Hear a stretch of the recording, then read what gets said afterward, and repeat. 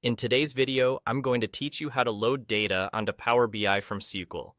Let's dive right into this process step by step, ensuring you have all the information you need to do this successfully. First, open your Power BI report and focus your attention on the ribbon interface at the top of your screen. Here, you'll find a series of tabs filled with various options, but the one you want to zero in on is the Home tab. This is the starting point for accessing the data you wish to work with. Once you're in the Home tab, direct your attention to the Data section. This section is where Power BI allows you to connect to numerous kinds of data sources. Among these sources, look for and select SQL Server.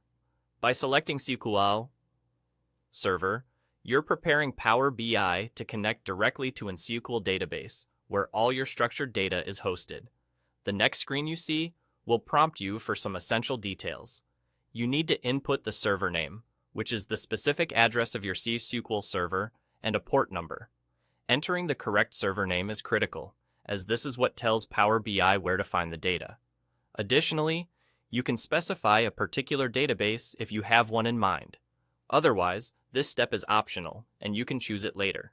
Now, before you proceed, it's important to understand the two data connectivity modes available: import and DirectQuery.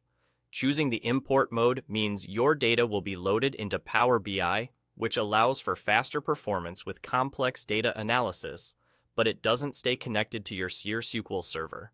On the other hand, DirectQuery doesn't store data within Power BI. Instead, it queries the SQL server directly, giving you real-time data without consuming your memory space. Your choice will depend on your specific needs, such as performance versus real-time updates. In addition to these basic settings, Power BI also offers advanced options. One handy advanced feature is Command Timeout, which lets you set the time limit for each command it executes.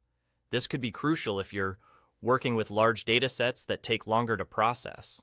Another is the SQL statement option. This is powerful if you need to run a specific query to tailor the data before it reaches Power BI.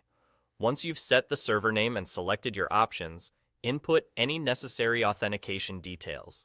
With everything in place, click the OK button, and voila! Your data will start loading into Power BI, and there you have it. By following these steps, you've successfully connected Power BI to your SQL server, and your data is now ready for you to visualize and analyze as needed.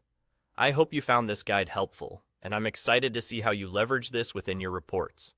Thank you for watching, and happy data analyzing.